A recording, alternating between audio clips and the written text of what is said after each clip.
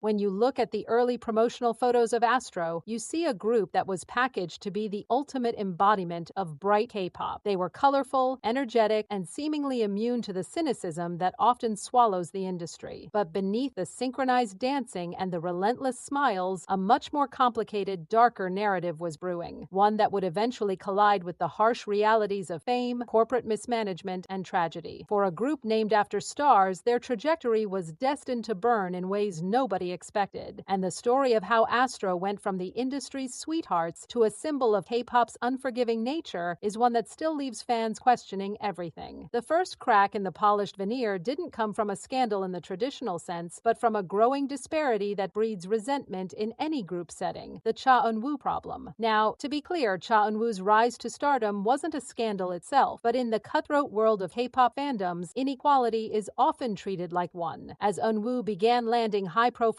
drama roles, most notably in My ID's Gangnam Beauty, the narrative within the fandom shifted uncomfortably. While the group was struggling to chart higher, one member was becoming a household name purely based on visuals and acting. Online forums began to light up with whispers. Was Fantagio Entertainment pivoting to become Cha Eun-woo and his backup dancers? It's a brutal, cynical phrase that gets thrown around when one member eclipses the rest, and for ASTRO, the noise became impossible to ignore. Fans who demanded group activities were met with solo schedules. Those who wanted the members to shine equally felt the company was leaning too heavily into Eun-woo's viral fame to keep the lights on. It created a toxic undercurrent in the fandom, where every comeback was scrutinized not just for the music, but for line distribution and screen time, turning what should have been celebratory moments into battlegrounds over favoritism. But internal fan wars were just the appetizer compared to the corporate earthquake that hit in 2019. This wasn't a rumor. It was a full-blown crisis that threatened to erase the group entirely. In February of that year, reports surfaced that Fantagio's largest shareholder, a Chinese investment firm, had effectively fired the CEO and was looking to sell the company. For K-pop fans, this is the nightmare scenario. We've seen it happen before. Groups getting shelved, contract being sold off like cattle. The fear wasn't just speculation, it was visceral. Rumors swirled that the new management had no interest in maintaining the existing idol rosters and was looking to liquidate assets. ASTRO's activities were suddenly shrouded in silence. The fans, Aroha, were left in the dark, scrambling for any scrap of information, dissecting stock market reports and employee LinkedIn updates, trying to figure out if their group had been quietly disbanded. It was a period of intense anxiety that exposed the fragility of the idol dream. These weren't just artists making music, they were employees of a volatile business, and their careers were at the mercy of boardroom decisions made by people who likely didn't even know their names. While the group eventually stabilized, the incident stripped away the illusion of safety. They were no longer just singing about spring and stars, they were survivors of a corporate coup. As if the corporate instability wasn't enough, ASTRO also faced the recurring insidious rumors that plague almost every co-ed interaction in the industry. In 2018, during the height of their variety show appearances, a simple moment of interaction between ASTRO's Sanha and Weki Meki's Yoojung on a show spiraled into a manufactured controversy. Netizens, armed with slow-motion GIFs and confirmation bias, began accusing the members of flirting inappropriately or acting too close for broadcast standards. It sounds trivial to an outsider, but in the K-pop ecosystem, where the fantasy of availability is sold as a product, these moments are treated like moral failings. The backlash was immediate and loud, with comments flooding their social media pages accusing them of being unprofessional or distracting from the group's focus. It was a stark reminder of the suffocating restrictions placed on these young adults. They weren't allowed to just exist. Every glance was policed, every smile analyzed for signs of a dating scandal that might ruin the dream. This culture of surveillance creates a pressure cooker environment where members are terrified to interact with the opposite sex, lest they become the next target of a digital witch hunt. Then came the first major fracture in the group's lineup, a moment that signaled the beginning of the end for the OT6 era. In early 2023, Rocky became the center of dating rumors involving his musical theater co-star Park Bo-yeon. In any other industry, two adults dating would be a non-event. In K-pop, it's a PR crisis requiring immediate damage control. When the photos were released by Dispatch, the outlet known for exposing celebrity relationships, the reaction was a mix of support and vitriol. But the real shock came less than 2 weeks later. On February 28, 2023, Fantagio announced that Rocky would be leaving both the group and the agency. The speed of the announcement felt surgical. scandal. Fans were left wondering, did he leave because he wanted to live his life openly, or was he pushed out because the idol fantasy had been compromised? The abruptness of the departure fueled endless speculation. There was no farewell tour, no final stage, just a press release and an empty spot in the choreography. It was a cold, harsh dose of reality about the disposability of idols. The group didn't implode. It was slowly being disassembled, piece by piece, by the mechanics of the industry. But nothing could have prepared the fandom or the industry at large for the devastation that followed just 2 months later. On April 19, 2023, the news broke that Moonbin had been found dead at his home. The atmosphere in the K-pop community shifted instantly from speculation to profound, suffocating grief. This wasn't a scandal. This was a tragedy that forced the entire industry to look in the mirror. In the wake of his passing, the scandals and controversies that fans had obsessed over, line distributions, dating rumors, company stocks, suddenly looked embarrassingly trivial. The narrative around Moonbin shifted to the intense pressure he faced as an idol who debuted young, who carried the weight of being the main dancer and the mood maker, and who had been working non-stop since childhood. Conversations erupted online about the grueling schedules these artists endure, the lack of mental health support, and the relentless demand for perfection. The controversy here wasn't about Moonbin himself, but about the system that failed him. It sparked a furious debate about the inhumanity of the idol production line, where young stars are pushed to the brink of exhaustion and expected to smile through the pain. The silence from the remaining members in the immediate aftermath was telling. They weren't thinking about their image or their next comeback. They were navigating a nightmare that no training manual prepares you for. In the wake of Moonbin's passing, the group's future became the subject of painful speculation. Would they continue? Could they? The remaining members, Jinjin, Cha Eun-woo, MJ, and Yoon San-ha, were thrust into a position no artist should ever face. Their every move was monitored for signs of giving up or moving on too fast. When Fantagio eventually announced that the members had renewed their contract, it was met with a mixed reaction. While some fans were relieved that ASTRO would continue, others questioned the morality of a company asking grieving men to resign so soon after losing a brother. The rumors began again. Were they forced to renew? Is the group essentially on life support? The controversy shifted to the ethics of group longevity versus individual well-being. Watching the members attempt to resume activities, particularly Moonbin and Sanha's subunit promotions that Sana had to navigate alone, was heartbreaking. It highlighted the cruel paradox of the industry. The show must go on, even when the stars are collapsing.